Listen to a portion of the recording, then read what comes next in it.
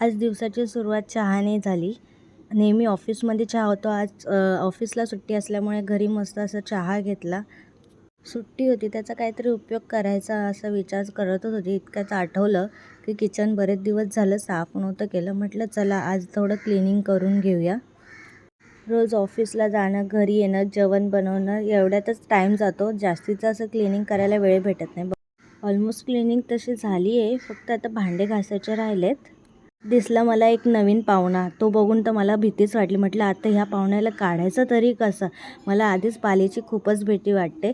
मी आता विचारच करत होती आता काय करायचं, कसं काढायचं. मी खूप प्रयत्न केला पण ती काय निघेनाच. तिथंच अडून बसली होती.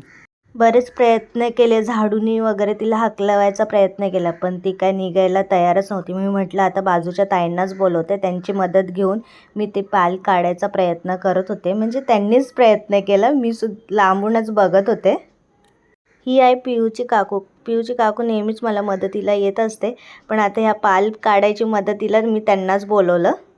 त्यांनी बघा एका फटक्यातच पालीला पकडलं. मीच एका झाडूतच तिने हे करून टाकलं. मी तर त्या झाडू तिला लावूच शकत नव्हती, एवढी मला भीती वाटत होती.